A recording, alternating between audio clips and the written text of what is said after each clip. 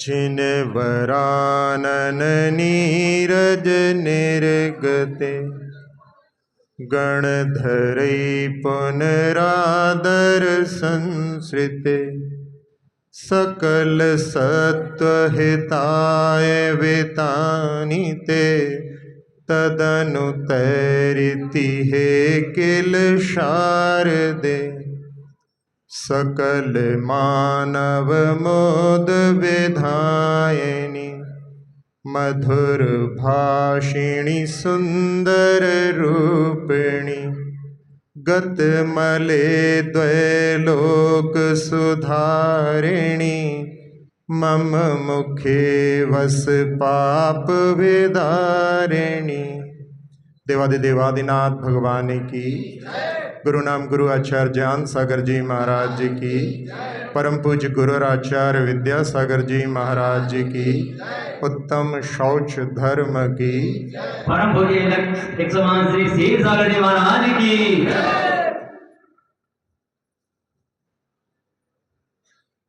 America में Kansas city में एक भिक्षुक हैरिस नाम का भीख मांग रहा था और एक युवती आकर के उसके कप में कुछ सिक्के डालती है।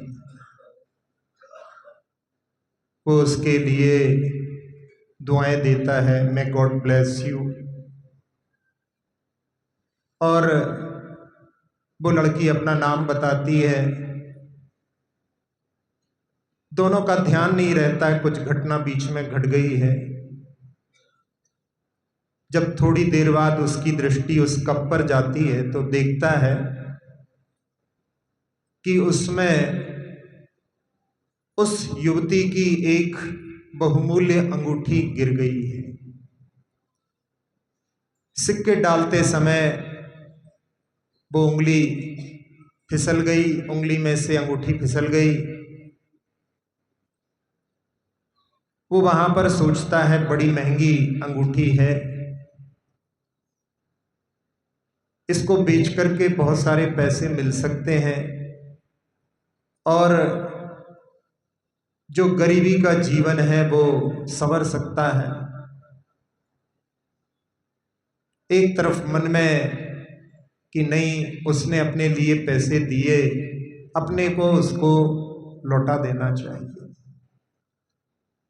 दोनों के बीच में जद्दोजहद संघर्ष चलता रहा और अंत में गरीबी जीत गई। वो लेकर के एक ज्वेलर्स के पास पहुंच गया। ज्वेलर्स ने पहले बहुत कम पैसे बताए। जब उसने कहा कि नहीं इतने में तो नहीं देंगे, वापस जाने लगा तो वो बढ़ाने लगा। बढ़ाते बढ़ाते उसने $2000 तक बढ़ा दिए।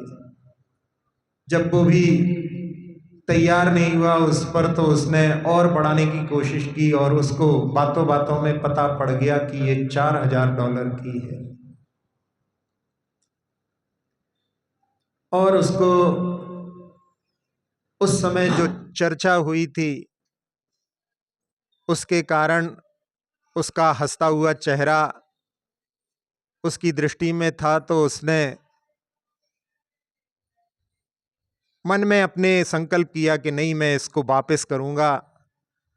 और वो वापस लौट करके ढूंढने का प्रयास करता है। कई दिनों के बाद उसको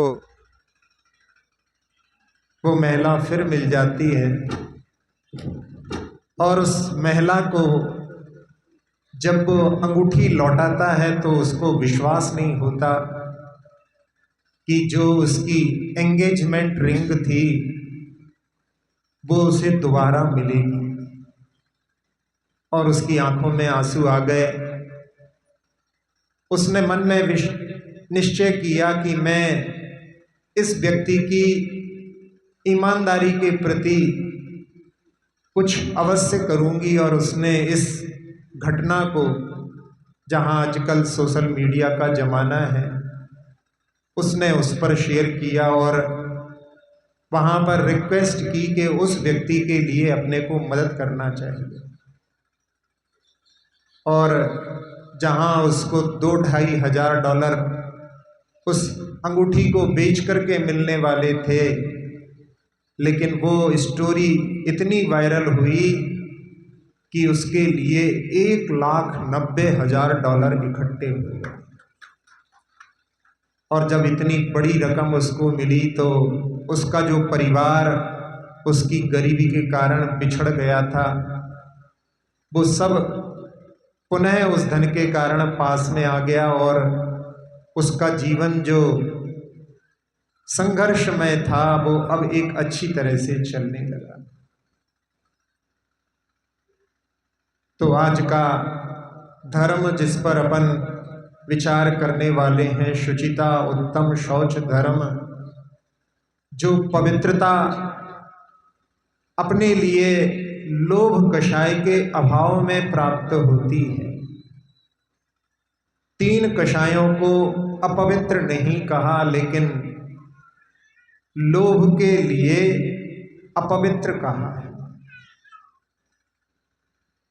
जहां आप लोग आज पूजा में पढ़ेंगे, लोभ पाप को बाप बखाना, क्योंकि सारे पाप इसी लोभ के कारण में ही प्रारंभ होते हैं।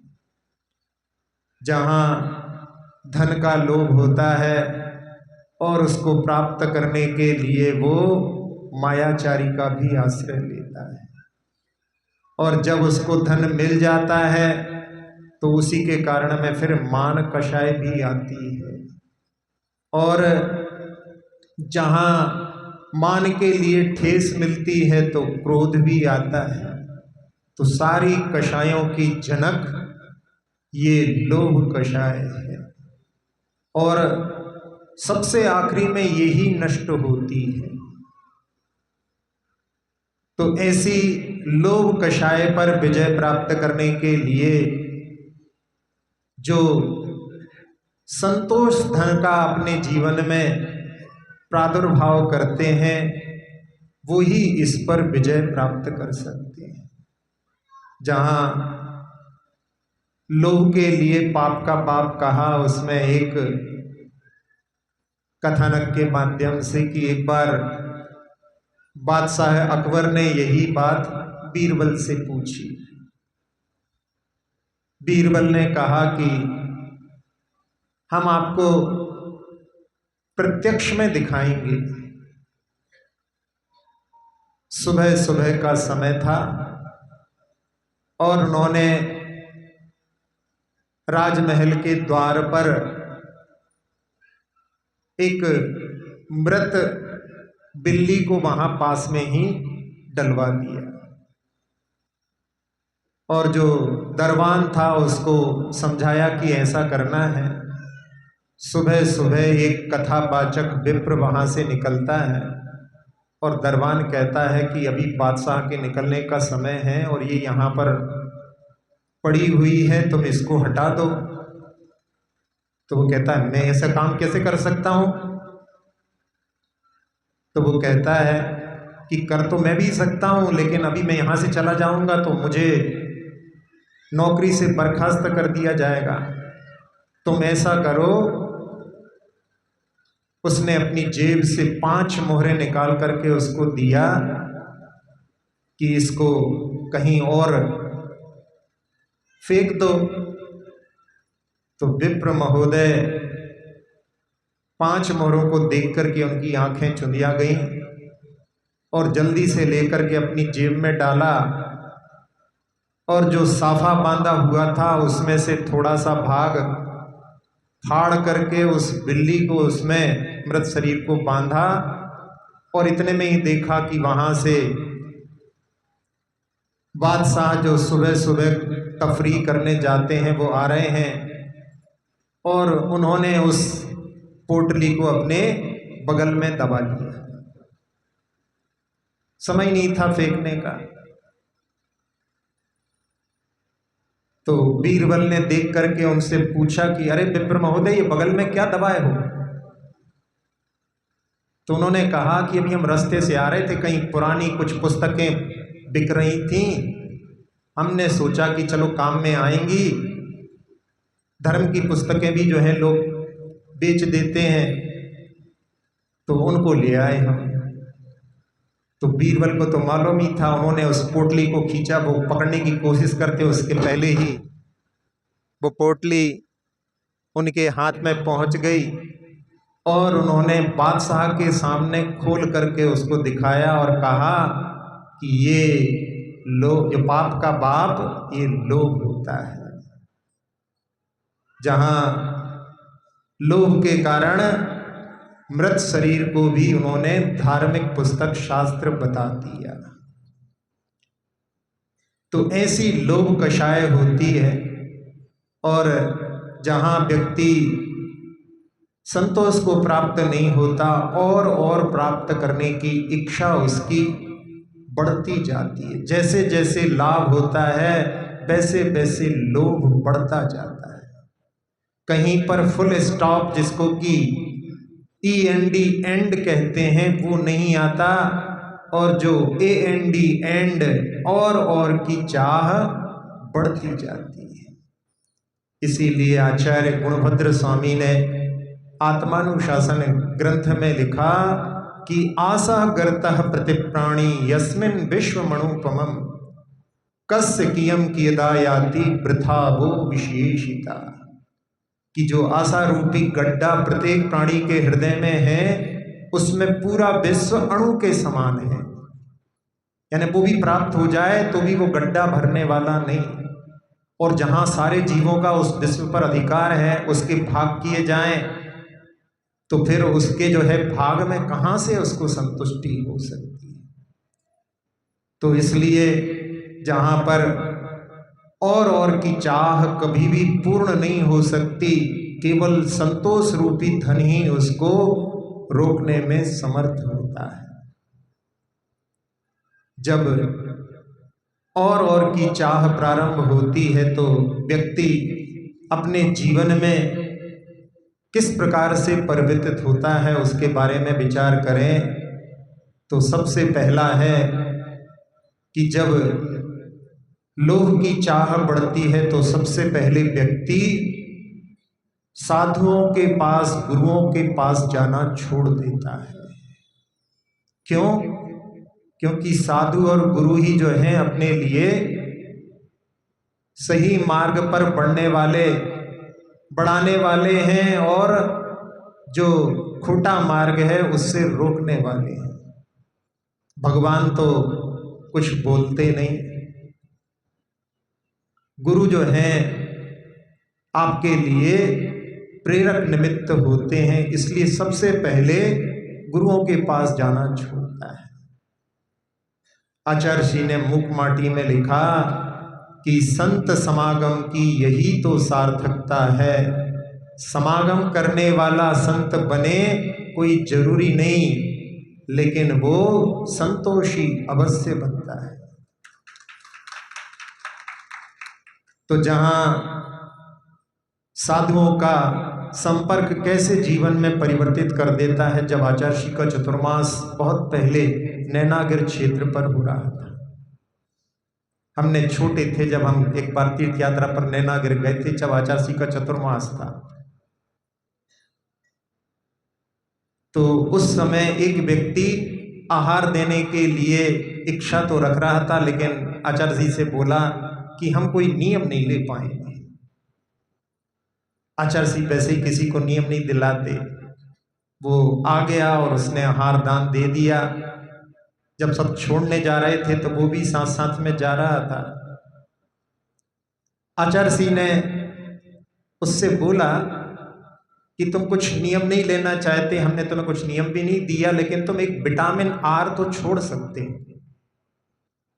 तो वो पूछता है विटामिन आर क्या होता है ये? तो आचार्य जी कहते हैं रिश्वत लेना तो छोड़ सकते हो। तो वो कहता है हाँ ये तो मैं भी अच्छा नहीं समझता, जितनी सर्विस में तनख्वाह मिलती है उतना जीवन के लिए पर्याप्त है, ऊपर से क्या लेना।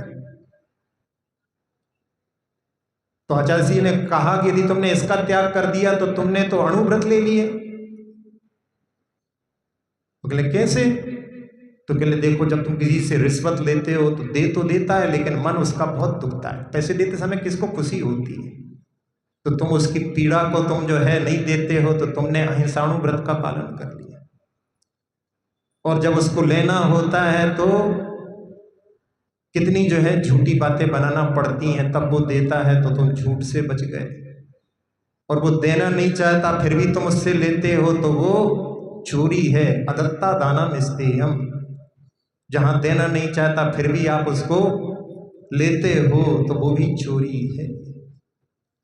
और जब सीमित धन रहेगा तो इधर उधर घूमोगे नहीं, तो तुम्हारा ब्रह्मचर्याणु व्रत भी पल जाएगा।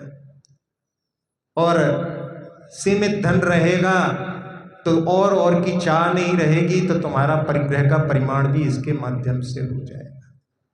और जब इधर उधर नहीं जाओगे तो समय पर घर पर लौट करके आओगे, तो रात्रि भोजन का त्याग भी तुम्हारा हो जाएगा। आचार्य जी ने जब उससे कहा तो उसने कहा कि आपने हमारे लिए, जो हम जिससे भयभीत थे, आपने उसको सहजता से हमें प्राप्त करा दिया। तो ये साधुओं का जो संगति रहती है, समीपता रहती है, वो जीव के लिए जहां उसकी और की चाह है उसमें बाधा बनती है, इसलिए सबसे पहले वो उनके पास से हटता है, यानी उनके पास जाने से कतराता है। जहां पूजा अभिषेक के लिए भी बोलते हैं लोग, कहते हैं महाराज जी अभी थोड़ा ये समय नहीं, अभी तो धन कमाने का समय है, बाद में जब वृद्ध हो जाएंगे तब करेंगे। एक दिन विलंब से आया तो महाराज जी ने पूछा आज विलंब क्यों हो गया? तो कहले आज जो है LIC के ऑफिस गए थे। लेकिन क्यों? पॉलिसी लेने के लिए। जीवन का क्या भरोसा, कभी कुछ गड़बड़ हो जाए तो सब लोगों के परिवार के जो हैं पत्नी बच्चों उन सबकी जिंदगी अच्छी चलती रहे, इसलिए पॉलिसी लेने गए थे।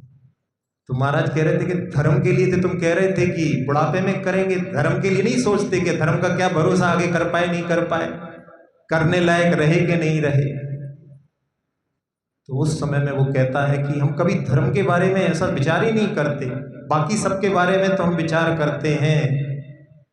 तो धर्म करने की प्रेरणा केवल साधुओं से ही प्राप्त हो सकती है। तो वो साधुओं की संगति छोड़ता है। फिर दूसरा, जब ज्यादा और कमाने लगता है तो परमात्मा के पास जाने भी छोड़ देता है, क्योंकि परमात्मा के पास जाने वाला जो समय है वो ये सोचता है कि इतने समय में हम और भी धन कमा लेंगे, इसलिए वो आराधना के जो समय जिसमें लगता है पूजा आदि अभिषेक आदि उन सबको छोड़ देता है। तीसरा नंबर आता है उसके बाद में कि वो अपने माता पिता के पास में भी बैठना छोड़ देता है। कैसा उनका स्वास्थ्य है, कोई उनकी चिंता नहीं, फुर्सत ही नहीं उनसे बात करने की।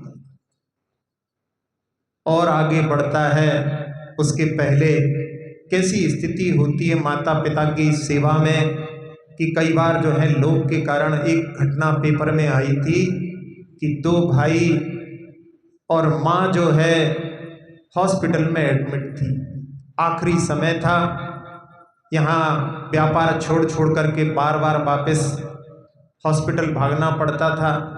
कभी कभी खबर आती थी कि अब तो बिल्कुल सीरियस हैं, दोनों भाई पहुंच गए और पता पड़ा कि वो तो मरण को प्राप्ति नहीं हो रही।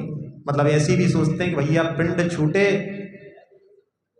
लेकिन वो बार बार जो है कुछ ना कुछ, आखिरी में आयु कर्म उनका ऐसा बलवान कि बिल्कुल डॉक्टर कह भी दें कि भैया अब कुछ घंटे की बात है और फिर कुछ दिन लग जाएं। तो उस लोभ की परिणति में कि बहुत सा तो पैसा बर्बाद हो रहा है और यहाँ पर जो जिम्मेदारी भी जो है पूरी तरह से नहीं हो रही है, तो दोनों भाइयों ने मिलकर के और अपनी माँ का गला दबा दिया। और आजकल का जमाना है कि पाप पकड़ने की बहुत सारे साधन हैं, कैमरे वैमरे में सब में रिकॉर्ड हो जाता है, लेकिन फिर भी जो है लोग पाप करने से चूकते नहीं है, लेकिन सब पकड़े जाते हैं। तो वहां ऐसी स्थिति होती है।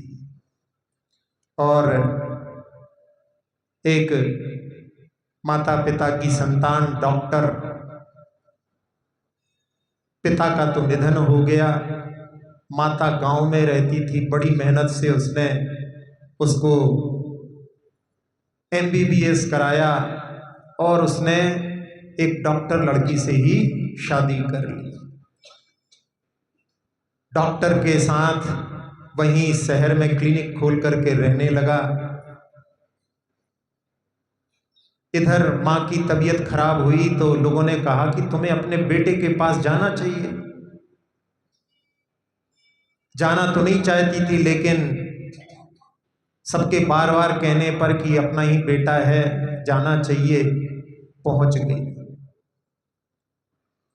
और वहां पर ट्रीटमेंट हुआ, उनके हॉस्पिटल में रही। 1 महीने के बाद बहू ने और लड़के ने भी ये नहीं कहा कि घर चलो और वहीं से उसको सीधा बस में बिठाल करके वापस भेज दिया। थोड़े दिनों बाद बहू का पत्र आया कि आप हमारे क्लिनिक में रहे तो 100 रुपये रोज के हिसाब से 3000 किराया और 4000 की दवाई, 7000 आपको देना है, और जो कुछ भोजन आदि था वो हमारी तरफ से फ्री था आपके। अब जो है सास को एकदम जो है कि ये तो बिल्कुल एहसान फरामोशी जैसी बात है, और उसने पत्र लिखा, पढ़ी लिखी थी कि तुम्हारा पति मेरी कोख में 9 महीने रहा है। तो कितना होता है 100 रुपये पर डे के हिसाब से?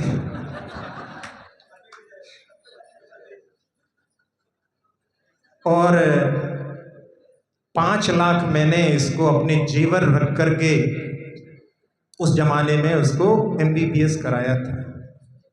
तो 5,27,000 में से 7,000 काट करके और 5,20,000 ड्राफ्ट या जो भी भेजना हो चेक वगैरह भेज देना, और इसको मैंने जो कुछ खिलाया वो मेरी तरफ से फ्री था।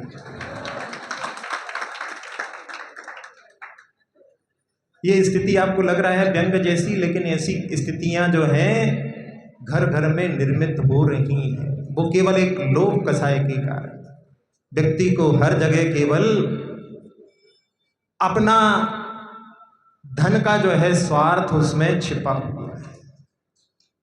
वो अपने बच्चों के लिए तो सब कुछ करने को तैयार है, लेकिन अपने माता पिता के लिए अपनी जिम्मेदारी नहीं समझता। वो अपनी जिम्मेदारी समझता है कि उनकी जिम्मेदारी हमें पालने की थी, अब हमारी जिम्मेदारी हमारे बच्चों को पालने की है। और यही कारण है कि बच्चे जो हैं अपने माता पिता की सेवा नहीं करते। क्यों नहीं करते? क्योंकि बच्चे क्या सीखते हैं?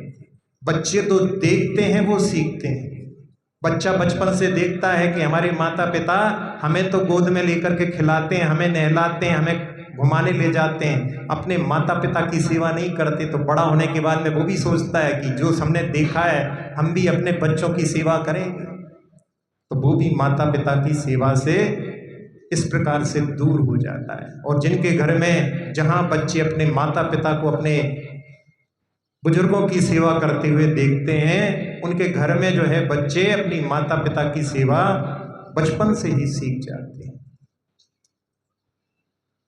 फिर इसके बाद में उसका अपनी पत्नी के लिए समय देना, बच्चों के लिए समय देना छूटता है।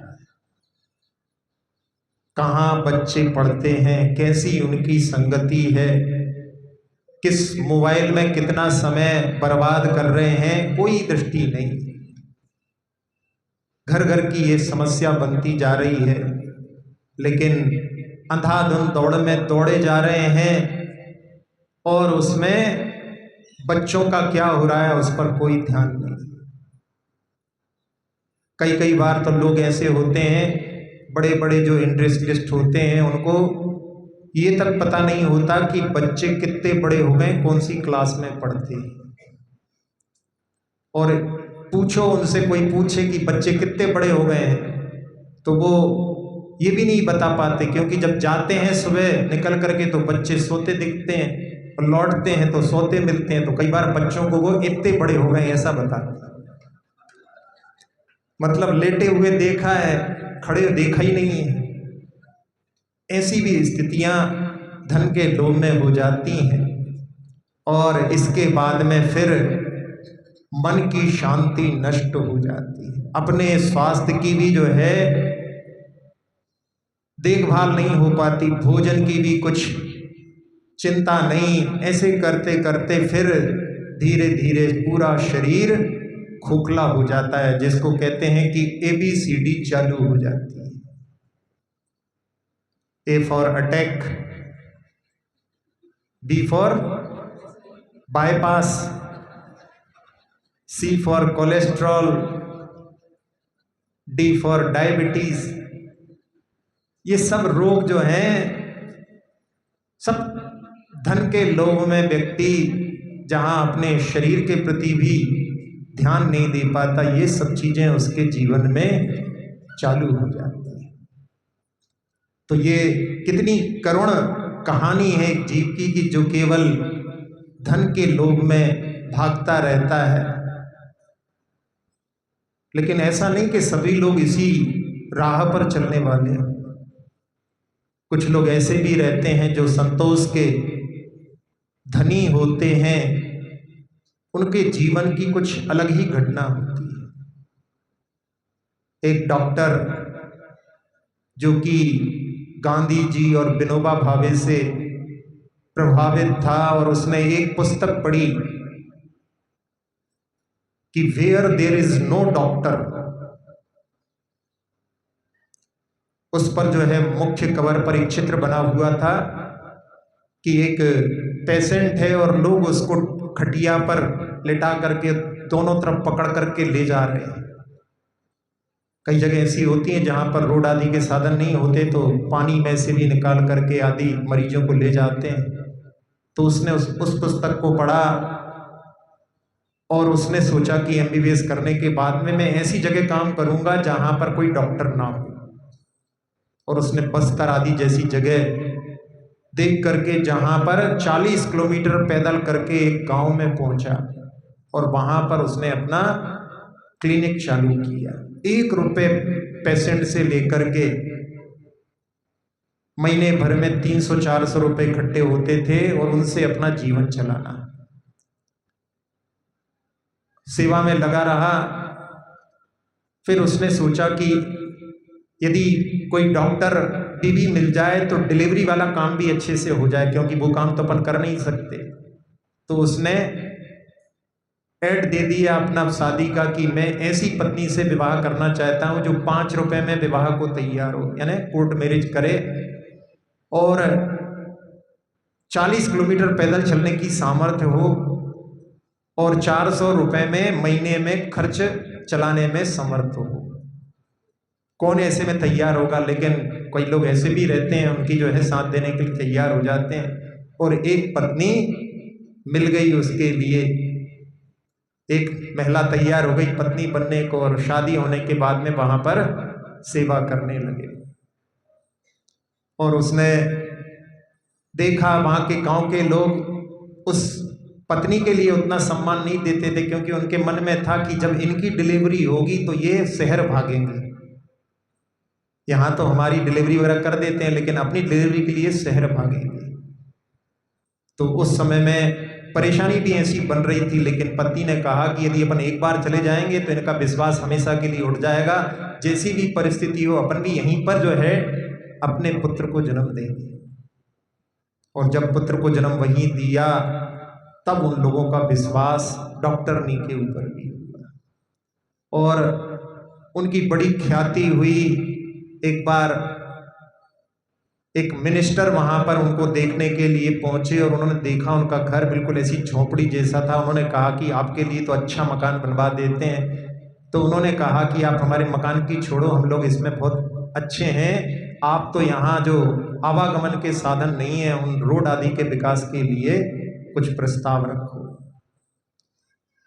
तो ऐसे भी लोग होते हैं जो संतोष धन में जो है जीवन को समझते हैं। नहीं तो बाकी का जीवन कैसा है कि जहाँ तृष्णा के कारण, लोभ के कारण तुलना करते रहते हैं, दूसरों से तुलना करके व्यक्ति दुखी होता रहता है। कहते हैं कि आजकल व्यक्ति अपने दुख से इतना दुखी नहीं जितना दूसरों के सुख को देख करके दुखी होता है।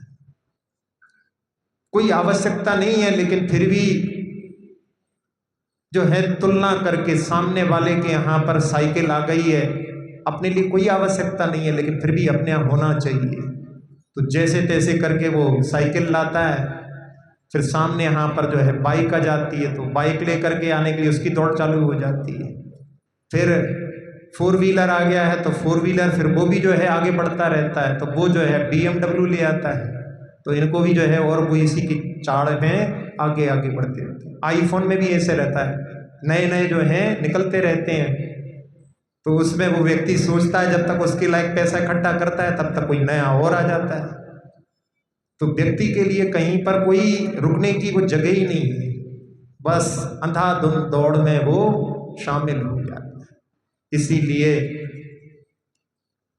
रविंद्रनाथ टैगोर की पंक्तियां हैं कि छोड़कर निश्वास कहता है नदी का यह किनारा, उस पार ही क्यों बह रहा है जगत भर का हर्ष सारा, किंतु लंबी सांस लेकर वह किनारा कह रहा है, हाय रे हर एक सुख उस पार ही क्यों बह रहा है। व्यक्ति को ऐसा लगता है कि सुख वहां है और उसको लगता है कि सुख वहां है, क्योंकि सुख अपन ने जो है बाहर के चीजों में मान रखा है। आज चौथा दिन है और जहां दोपहर में तत्वार सूत्र की व्याख्या होती है तो उसमें चौथे अध्याय में देवों का वर्णन आता है। देवों के वर्णन में ऊपर ऊपर सुख की वृद्धि होती जाती है लेकिन परिग्रह की हानि होती जाती है। तो क्या हुआ इससे कि परिग्रह की वृद्धि में कोई सुखी होता हो, ऐसा गलत धारणा है। जहां बड़े बड़े जितने लोग हैं पैसे वाले, उनमें उनके धन के तो बता सकते हैं कि किसके पास में कितना धन है, अडानी अंबानी इनके पास में कितना धन है, लेकिन कौन कितना सुखी है इसका स्तर जो है पैसे के माध्यम से नहीं नापा जा सकता। तो जहां परिग्रह जिनके पास में कम है वो उतने सुखी हैं, ऊपर ऊपर के देवों के पास में कमी उनके सुख की वृद्धि को बतला रही है। और इच्छाएं तो बहुत होती हैं, जहां प्रयास करते हैं तो उसमें सफलताएं जितनी मिलती हैं वो बहुत कम रहती हैं।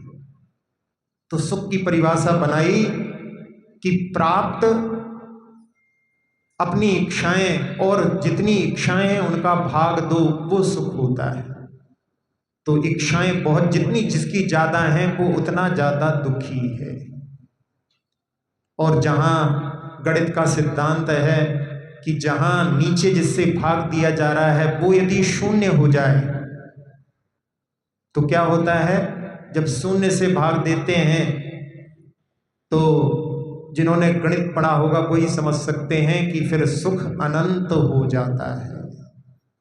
तो जो इच्छाओं से रहित हो जाते हैं वो भगवत्ता को प्राप्त कर लेते हैं। जब तक इच्छाएं हैं तब तक वो संसारी अवस्था में दुखी है। दूसरा जो कारण है वो है दिखावे की जिंदगी। लोग जिनके लिए कोई चीजों की आवश्यकता नहीं है लेकिन फिर भी उनके घर में वो सारी सामग्रियां वो इकट्ठी करते हैं, नहीं तो लोग क्या कहेंगे। जैसे फ्रिज की जरूरत कहाँ के लिए इन्वेंट हुआ था, जहां पर कोई भी सब्जियां उगती नहीं है, 15 दिन में गाड़ी आती है, भैया भर लो अपने फ्रिज में, 15 तक चलाना है, जहाँ रोज जो है सब्जी का मार्केट लगता है, फिर भी अपने लिए यदि अपन फ्रिज में भरते हैं तो मतलब क्या है? तो फ्रिज की कोई आवश्यकता नहीं है। अरे महाराज जी आप क्या जानो, अब हम लोगों के लिए, हम लोग उसका सब प्रयोग करना जानते हैं, सब करते रहते हैं। तो ऐसे जो है पहले चीज ले आओ, फिर उसकी जो है जबरदस्ती उपयोग करने के लिए और साधन ढूंढो। तो दिखावे की जिंदगी होती है, उसके कारण में भी व्यक्ति जो है सब चीजों को जोड़ता रहता है। जहां सोच नकारात्मक होती है वो व्यक्ति भी कभी सुखी नहीं होता। एक व्यक्ति के पास में एक मित्र आया और देखा वो सिर पर हाथ रख करके बैठा हुआ था, तो कहता क्यों भाई, क्यों दुखी हो?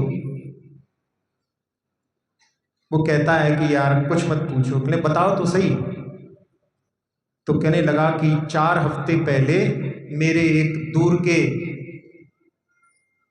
नाना जी जो है एक्सपायर हो गए, उन्होंने मेरे लिए उनका जो बंगला था वो मेरे नाम कर दिया। अरे कहले ये तो अच्छी खुशी की बात है, तुम फिर सिर पर हाथ रखकर क्यों बैठे हो? अरे कहले तुम पूरी पूरी बात तो सुनो पहले। कहले अच्छा ठीक है बताओ। फिर 3 हफ्ते पहले ऐसा हुआ कि मेरी पत्नी के भी कोई दूर के रिश्तेदार उनके लिए कुछ फिक्स डिपॉजिट करके छोड़ करके गए। अरे कहले यार ये भी तो तुम्हें पैसे मिल रहे हैं, फिर भी तुम रो रहे हो। अरे कहले हमने कहा ना पहले पूरी बात सुनो। कहले अच्छा ठीक है सुनाओ। फिर कहने लगे कि जो है 4 हो गए, 3 हो गए, 2 हफ्ते पहले में कहता है कि फिर एक हमारे कोई दूर के रिश्तेदार थे, वो भी हमारे लिए जमीन, खेत की जमीन जो है हमारे नाम कर गए। फिर वो बोलने वाला था लेकिन उसने फिर कह दिया कि चुप, पहले सुन तो लो पूरी। तो उसने कहा हाँ ठीक है सुनाओ सुनाओ। कहने लगे देखो 3 हफ्ते से लगातार खबर आ रही थी, लेकिन इस हफ्ते कोई खबर नहीं आई। क्या है ये? जो मिला है उसमें सुखी नहीं। वो यही सोच रहा है कि अब ऐसा नियम बन गया है कि हर हफ्ते कहीं ना कहीं से कोई गुजरेगा और फिर धन मिलेगा। तो ऐसे लोगों के लिए कभी सुख की प्राप्ति नहीं हो सकती। आचार्य अकलंक देव ने 4 प्रकार के लोभ के बारे में वर्णन किया है। एक होता है जीवन का लोभ। सब लोगों को अपने अपने जीवन का लोभ रहता है। सब लोग अपने आयु को बचाने का प्रयास करते हैं। कभी रोग होता है तो डॉक्टर के चक्कर लगाते हैं। जैसे बने वैसे आयु का संरक्षण सब लोग करते हैं। एक नाव में एक परिवार घूमने के लिए कलकत्ता के नदी में, हुगली नदी में गया हुआ था और बड़ी नाव थी। बच्चा जो छोटा था वो बाहर पैर डाल करके और उस पानी में खेल कर रहा था। नाविक ने मना किया कि यहाँ पर मगर हैं, मत करो, लेकिन बच्चे तो जो जितना मना करो और ज़्यादा उनकी करने की इच्छा होती है। और जो कहा था वैसा ही हो गया। एक मगर ने उसका पैर पकड़ लिया। नाविक ने कहा, बहुत दूर बैठा है वो नाविक, उसके कोने पर वो बैठा है परिवार, और बच्चा जो है मगर के पैर में, मगर के मुख में उसका पैर फंसा हुआ है। और नाविक वहां से कहता है कि आपको यदि अपनी जान बचानी है तो बच्चे को उठा के फेंक दो। यदि आपने बच्चे को बचाने की कोशिश की तो पूरी नाव पलटेगी। और मैं तो तैरना जानता हूं, मैं तो बच जाऊंगा, लेकिन यदि आप अपनी जान बचाना चाहते हो तो मैं जो कह रहा हूं वो करो। तो कहते हैं कि माता पिता ने दोनों ने उस बच्चे को उठा करके मगर के मुख में फेंक दी। अपनी जान बचाने के लिए ऐसी स्थितियां भी निर्मित हो सकती हैं और लोग अपनी जान बचाने के लिए ऐसा कर भी सकते हैं। दूसरा होता है आरोग्य का लोभ। अपना स्वास्थ्य ठीक रहे इसके लिए भी प्रयास करते हैं, लेकिन धन के लोभ के आगे आरोग्य के लोभ का भी ध्यान नहीं रहता। जहां प्रतिदिन सबके लिए कम से कम 4-5 किलोमीटर पैदल चलना चाहिए। 4-5 कदम चलने में तो महाराज पसीना निकलता है। यदि बस चले तो लोगों का जो है अपनी बाइक ले जा करके और डाइनिंग टेबल पर रोकें। वो चलता नहीं, ऊपर चढ़ती नहीं गाड़ी, नहीं तो वहीं तक ले जाए। तो वहां पर आरोग्य का लोभ जो है गौण हो जाता है धन के लोभ में, कि थोड़ा समय इसमें बर्बाद हो जाएगा पैदल चलने में। और पैदल नहीं चलेंगे तो आरोग्य बिल्कुल ठीक नहीं रहेगा। एक डॉक्टर ने कहा है कि यदि 5 किलोमीटर पैदल यदि व्यक्ति नहीं चलेगा प्रतिदिन तो आगे कुछ वर्षों में 75% लोग हार्ट के पेशेंट होंगे। तो ये अपने लिए आचार्य अकलंग देव ने लिखा है। तो आरोग्य का लोभ सबको अपने अपने, क्योंकि आप स्वस्थ रहेंगे तो आप अपने धर्म के साधन भी अच्छे से कर सकते हैं। एक पत्रिका में एक हार्ट की जो है पुकार लिखी हुई थी। हार्ट कहता है कि मैं तो तुम्हारे लिए हमेशा चलता हूं, लेकिन तुम मेरे लिए बिल्कुल नहीं चलते। ऐसा कब तक चलेगा, पूछ रहा है वो हार्ट, ऐसा कब तक चलेगा? यदि तुम मेरे लिए नहीं चलोगे तो मुझे भी चलने से तुम रोक रहे हो। मैं असमय में जो है चलना बंद कर दूंगा।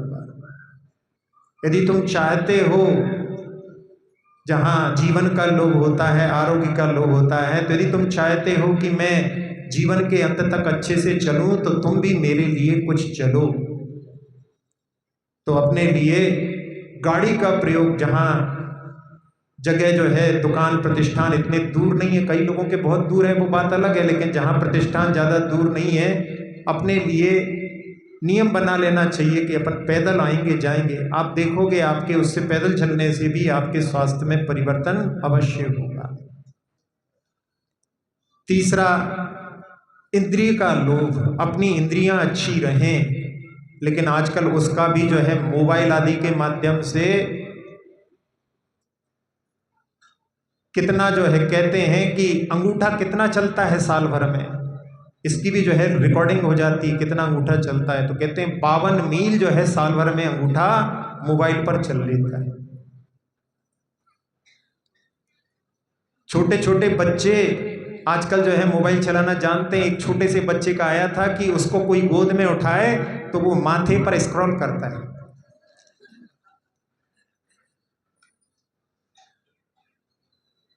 तो इंद्रियों का लोभ भी जो है, लोग जहां हेडफोन लगा लेते हैं कान में, तो कान फूट रहे हैं लोगों के, और कई बार जो है कान में लगाने के कारण में एक्सीडेंट भी हो जाते हैं। तो इंद्रियों का लोभ, जीवन का लोभ, यानी जहां इन चीजों में ऐसे लोग उलझ गए हैं कि जिसके माध्यम से अपनी आंखों के बारे में, अपनी नींद के बारे में, स्वास्थ्य के बारे में कुछ नहीं। मतलब आजकल का जो जमाना है वहां पर व्यक्ति के लिए कुछ समझ में ही नहीं आ रहा, अंधाधुंध दौड़ में दौड़ा जा रहा है।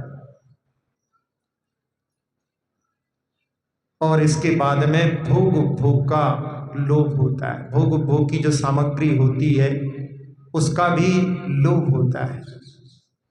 एक जैन विद्वान हुए हैं अयोध्या प्रसाद गोयली, उन्होंने एक अपने जीवन की घटना लिखी है कि वो जहां दुकान पर सामान बेचते थे तो एक कोई कंपाउंडर उनके यहाँ से कुछ कपड़े लेने के लिए आया।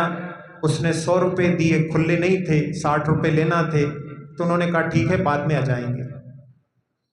और बाद में जब किसी को भेजा तो पता पड़ा वो डॉक्टर समझ रहे थे, वो कंपाउंडर था और उसकी सर्विस छूट गई है।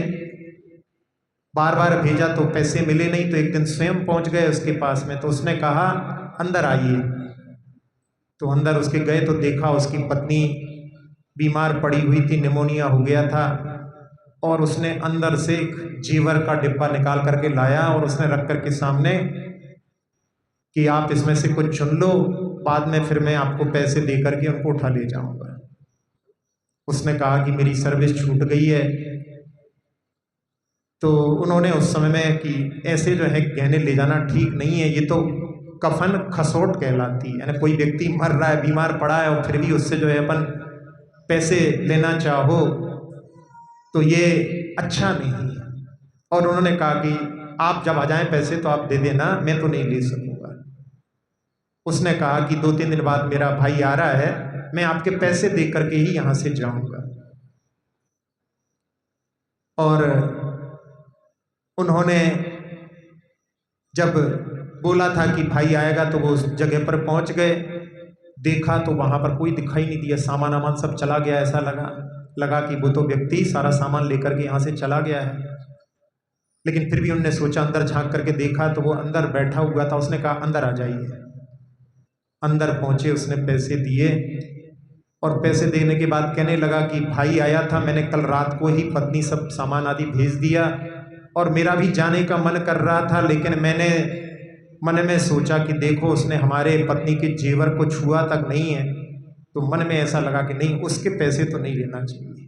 तो उसने उसके पैसे लौटाने के लिए मैं रुका हूँ, ऐसा उसने कहा। और साथ में कहा कि वैसे आप बहुत दूरंदेशी हैं, यानी आप बहुत दूर का देख लेते हैं। तो उनको उसके प्रश्न पर, जो कहने पर उनके मन में ऐसा लगा कि क्यों बोल रहा है। फिर बाद में उसने धीरे से कहा कि यदि आप उस दिन हमारी पत्नी के जेवर छू लेते तो न जाने आप कहाँ होते। समझ में आया वो उस समय में कि यदि इनके जेवर को वो उठाते तो वो उनके ऊपर वार करके मार भी सकता था। तो ऐसा जो है भोग उपभोग का लोभ हो सकता है। जहां अपन इन भोग के बारे में पढ़ रहे हैं, उसमें कई बार लोग छोटी छोटी चीज़ों में कितना जो है लोभ करते हैं, और कई बार उसके चक्कर में कितनी हानि उठाते हैं। एक खबर आई थी बेंगलोर में, किसी व्यक्ति ने जहां कहीं सामान खरीदा, उसमें 264 रुपये 60 पैसे बिल बना, तो उसने जो है 265 रुपये काट लिए, 40 पैसे लौटाए नहीं। तो वो कोर्ट पहुंच गया 40 पैसे के लिए। और कोर्ट में जब वहां पर बात आई, मामला आया, तो उस समय में कि भाई 60 पैसे 50 पैसे ऊपर होते हैं तो पूरा रुपए लेने का अधिकार होता है, यदि 50 से कम होते हैं तो वो छोड़ देते हैं। तो इन्होंने कोई गलत नहीं किया है, और तुमने कोर्ट का समय और सामने वाले को भी परेशान किया है, इसलिए अब तुम्हारे लिए 4000 का जुर्माना है। 2000 कोर्ट को दो और 2000 उस व्यक्ति के लिए। तो 40 पैसे के लोभ में ऐसी स्थिति भी हो सकती है। एक घटना ताइवान की भी पड़ी थी कि जहां कुछ सहेलियां एक साथ में रहती थीं, और एक महिला का जो दही का डिब्बा था वो किसी ने उसमें से खाली कर दिया, खा लिया। अब उसने उनको पकड़ने के लिए DNA टेस्ट आदि बहुत सारे टेस्ट करवाए, जहां $2 का वो दही था, और उस टेस्ट आदि में उसके $90 खर्च हो गए। तो ऐसी जो है लोगों की स्थिति होती है कि जैसे एक कहावत चलती है कि खाया पिया कुछ नहीं और गिलास तोड़ा 10 रुपए का। तो ऐसी स्थितियां भी जहां लोभ के कारण में होती हैं, वो अपने लिए बहुत जो है कई बार हास्यास्पद स्थितियां निर्मित करती हैं। और एक लोभ की स्थिति जहां पर लोग विवाह करते हैं, दहेज जहां पर लेते हैं, ये भी एक बड़ी निंदनीय स्थिति रहती है। कहते तो हैं लोग कि आजकल दहेज आदि कोई नहीं लेता देता, लेकिन अंदर अंदर सब कुछ चलता रहता है। तो ये जो है एक प्रकार का अमानवीय जो है कृत्य होता है। जहां पर स्वेच्छा से कोई कुछ देता है वो तो कोई निषेध नहीं कर सकता, लेकिन जहां पर ठहराया जाता है और नहीं देते तो फिर उस समय में प्रताड़ित किया जाता है। ये सब चीजें जो हैं कहीं से कहीं तक जो अपने जीवन में यदि घटित होती हैं तो फिर हम धार्मिक अपने आप को किसी भी दृष्टि से समझ नहीं सकते। एक बार एक वर ने यानी जो दूल्हा था उसने ठान लिया, अपने पिता को मना किया कि हम दहेज नहीं लेंगे, लेकिन उसने तो वहां पर तय कर लिया और इतना इतना लेंगे। जब विवाह हुआ तो उसने विदाई से मना कर दिया, ससुराल से आने से मना कर दिया। तो वहाँ लोगों ने कहा भाई चलो, तो उसने कहा कि भाई मेरा तो सौदा हो गया है, मुझे मेरे पिता ने बेच दिया है, पैसे ले लिए हैं। कहले ये कहाँ का जो है सौदा होता है कि व्यक्ति माल भी ले जाए और पैसे भी ले जाए। जब उन्होंने मुझे बेचा है तो मैं यहाँ रहूँगा, पैसे वो लेकर के जाएं। तब पिता को समझ में आया कि ये तो जो है, जो जिस बात के लिए हमेशा मना कर रहा था, आज ये पैसे वापस लौटवा करके ही जाएगा। और उसके संकल्प के कारण पिता को सारे पैसे वापस लौटाना पड़े। तब वो जो है लड़का अपनी पत्नी के साथ में वहाँ से गया। तो यदि व्यक्ति जो ठान लें तो सब कुछ कार्य कर सकते हैं। एक मध्य प्रदेश के एक मिनिस्टर हुए हैं, जब उनके यहाँ विवाह हुआ तो उन्होंने कहा उस समय में कि आप हमारे लिए लड़की के अलावा कुछ ना दें, क्योंकि आप लड़की हमारे लिए दे रहे हैं, ये बहुत बड़ा उपकार कर रहे हैं। और इसका जो है उपकार जब चुकेगा, जब अगले कभी भव में हमारी लड़की होगी और हम आपको लड़की देंगे, तब हमारा ये उपकार चुकेगा। और इसके भरण पोषण की जिम्मेदारी इस पुत्र की है जो विवाह कर रहा है, कि उसके सारे खर्च को उठाए। और यदि वो नहीं उठा पाएगा तो मैं बैठा हूँ, मैं सारे खर्च को उठाऊंगा। लेकिन ये माता पिता जो लड़की के हैं, उनकी कहीं जिम्मेदारी नहीं बनती कि वो जो हैं अपनी लड़की का भी खर्च ससुराल में भी उठाते रहें। तो ऐसे भी जो हैं आदर्श होते हैं जो लोभ पर विजय प्राप्त करते हैं। तो आज का जहाँ अपन सुचिता का धर्म, जिसमें कि आप लोग क्या पढ़ते हैं कि नित गंग जमन समुद्र न्याभे असुचि दोष स्वभाव। लोग शरीर को तो बहुत पवित्र करते हैं, जो पवित्र नहीं हो सकता उसको तो बहुत पवित्र करते हैं, और जो मन पवित्र हो सकता है उसकी पवित्रता पर बिल्कुल भी ध्यान नहीं देते। मन की पवित्रता, ये सुचिता शौच धर्म है जो संतोष से आती है। और शरीर की पवित्रता जो कभी पवित्र नहीं हो सकता, चाहे आप कहीं भी उसका जो है कहीं के भी जल से स्नान कर लो। जहाँ एक प्रसंग जो कि हमने पहले सुनाया था कि जब पांडव लोग तीर्थ यात्रा पर गए तो उन्होंने श्री कृष्ण से कहा कि आप भी चलो। तो उन्होंने कहा कि 3 खंड का राज देखना है, हमारे पास कहाँ इतनी फुर्सत, आप जा रहे हो तो हमारे प्रतिनिधि को लेकर के जाओ। तो तुम भी दे दी। और उन्होंने जहाँ गए वहाँ पर एक बार स्नान किया और उसको 2-2 बार स्नान कराया। लौट करके आकर के आपका प्रतिनिधि लो। जाने लगे तो उन्होंने कहा ऐसे कैसे, भोजन करके जाना। और भोजन में सबके लिए पहले खीर परोसी गई। सबने एक साथ मुख में खीर रखी तो मुख सबके जो हैं बिल्कुल गुस्से से भर गए। उन्होंने कहा कि जैसी बचपन में आप हरकतें करते थे, मजाक करते थे, आपकी अभी भी आदत नहीं गई। कहले क्या हुआ? कहले कड़वी खीर परोसी गई है। तो उन्होंने कहा कि अरे जिस तुम्बी को आपने इतनी जगह पर स्नान कराया, उसका कड़वापन यदि स्नान से नहीं गया तो स्नान से अपने अंदर के पाप कैसे धुल सकते हैं। तो उस समय में उन्होंने एक श्लोक के माध्यम से कि आत्मा नदी संयम तो ये पूर्णा, और आखिरी में कहते हैं कि रे पांडु पुत्र वारिणा ना च शुद्ध्यंती अंतरात्मा। अंतरात्मा हे पांडु पुत्र कभी भी पानी के स्नान से पवित्र नहीं होती। पानी से शरीर तो पवित्र हो सकता है लेकिन आत्मा पवित्र नहीं हो सकती। आत्मा की पवित्रता तो इस सुचिता धर्म के माध्यम से ही प्राप्त हो सकती है। तो गोधन गजधन बाजधन और रतन धन खान, जब आवे संतोष धन सब धन धूली समान। तो ऐसे जो हैं सुचिता को सभी लोग अपने जीवन में प्राप्त करें। और उसके माध्यम से आज का जो नियम है कि 3 कसायों को छोड़ने के लिए तो सब जगह कहा जाता है क्रोध मत करो, मान मत करो, कपट मत करो।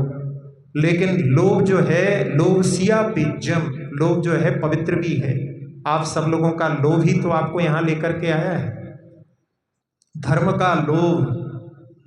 तो धर्म का लोभ जो है वो उसको करने का निषेध नहीं है। इसलिए आज अपने लिए धर्म का लोभ जो है त्याग नहीं करना है। जहाँ उपदेश होते हैं उनको उपदेशों को खूब सुनना है, जो धार्मिक कार्य होते हैं उनमें खूब लोभ करके उन सब कार्यों को संपादित करना है। तो जहाँ आचार्य ने एक दोहा लिखा है कि सुबह में भी लाली है और संध्या में भी लाली है, एक जगाती एक सुलाती कितने अंतर वाली। जो सुबह की लाली है वो अपने को जगाने वाली है, धर्म के प्रति जो राग है वो अपने संसार के राग को नष्ट करने वाला है, और संध्या की जो लाली है वो रात लाने वाली है। तो जो विषयों का राग है वो अपने लिए संसार में डुबोने वाला है। तो संध्या की लाली काम की नहीं, यानी राग शाम का राग जो है ना, विषयों का राग काम का नहीं, लेकिन धर्म का राग अपने को संसार से पार करने वाला है। तो ऐसे राग को, ऐसे लोभ को जो प्रशस्त कहलाता है, उसको अपने लिए 24 घंटे खूब करना है। इस भावना